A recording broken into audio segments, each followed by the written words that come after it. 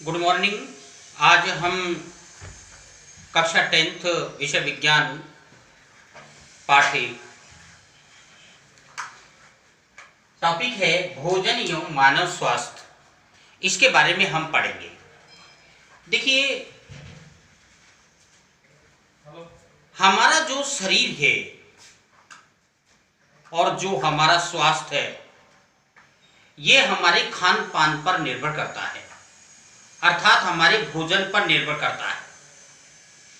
भोजन से ही हमारे शरीर का विकास होता है। हम देखते हैं कि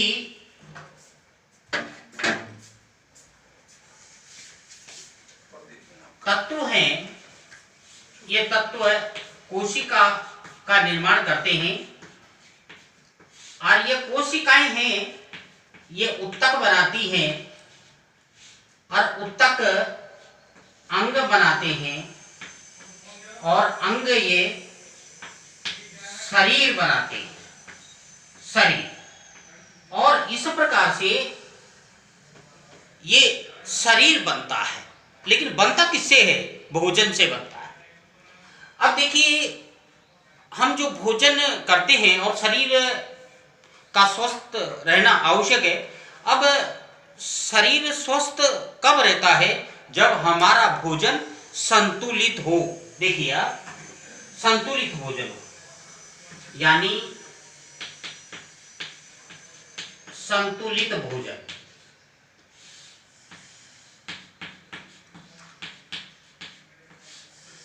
संतुलित भोजन, संतुलित भोजन में अर्थात कार्बोहाइड्रेट,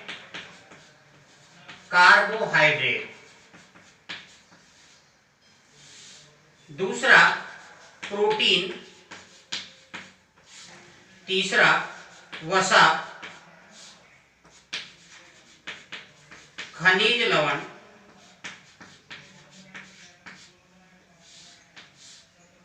विटामिन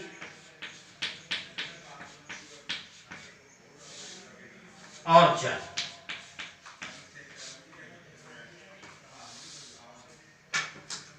अर्थात हमारे शरीर के अंदर संतुलित भोजन कब होगा?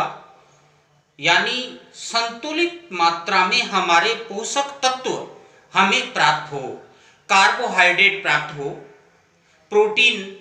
कार्बोहाइड्रेट है कहाँ से प्राप्त होती है? कार्बोहाइड्रेट चावल से प्राप्त होती है, अनाजों से प्राप्त होती है।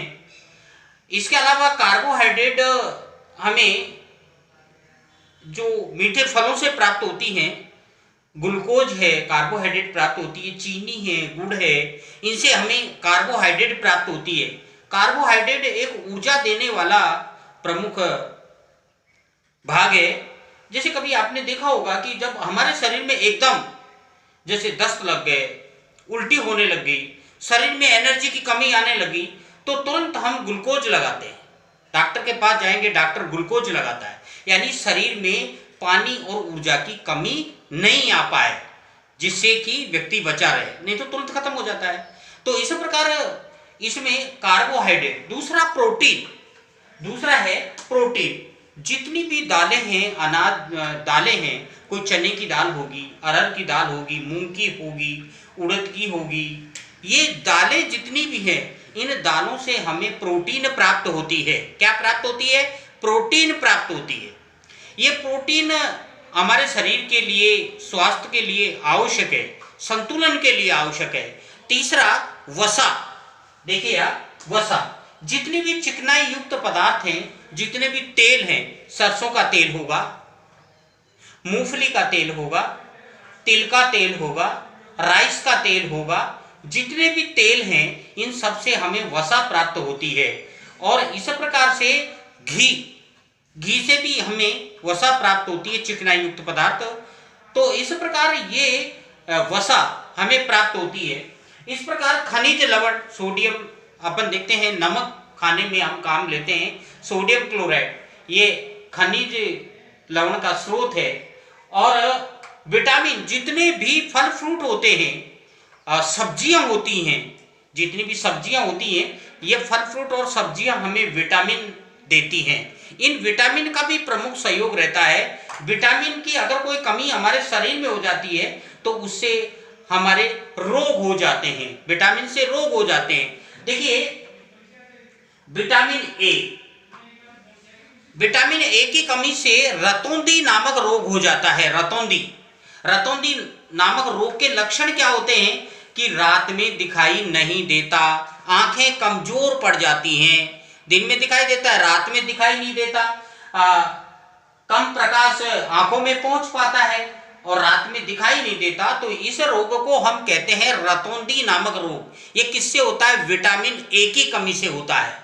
दूसरा थायमिन यानी विटामिन, ये थायमिन B1, ये B1 बेरी नामक रोग। अब बेरी नामक रोग के क्या लक्षण होते हैं? यानी जो हमारा हार्ट है, हृदय की धड़कन कम हो जाती है, हृदय की धड़कन कम हो जाती है। हमारी जो पेशियां हैं, पेशियों से मिलकर शरीर बना है, हमारी पेशियां हैं और हमारे शरीर में काम करने वाली तंत्रिकाएं हैं, ये तंत्रिकाएं कमजोर पड़ जाती हैं। कौन से विटामिन के कारण से? विटामिन B1 यानी बेरी नामक रोग हो जाता है। तीसरा राइबोफ्लोविनोसिस, ये रोग हो जाता है।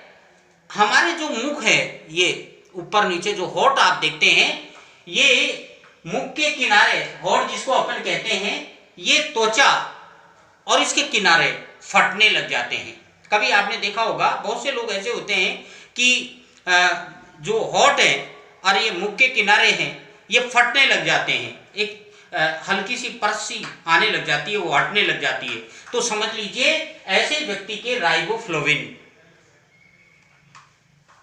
की कमी के कारण है B2।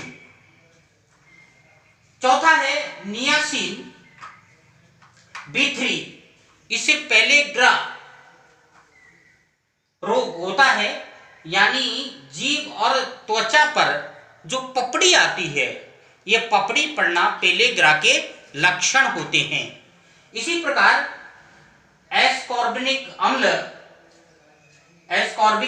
C यानी विटामिन सी की कमी से कौन सा रोग होता है? स्कर्वी नामक रोग होता है।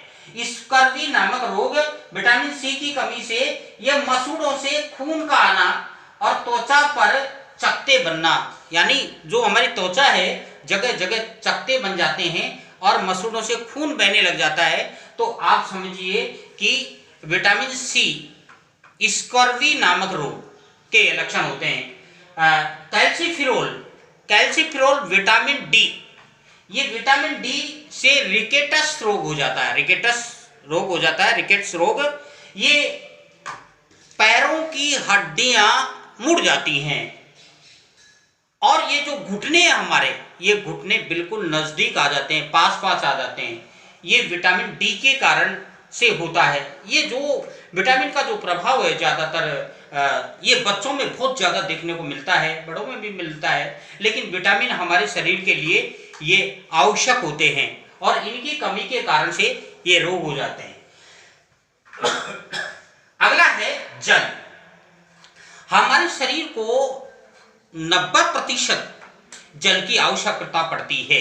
देखिए जब हमने भोजन किया तो भोजन को पचाने के लिए पाचन तंत्र काम करता है, मैंने सारा समझाया था आपको। लेकिन उसके अंदर भोजन को पहले तरल में बदलने का कार्य ये जल के मिलाकर के साथ किया जाता है, जिस पर ठीक प्रकार से एंजाइम काम कर सकें।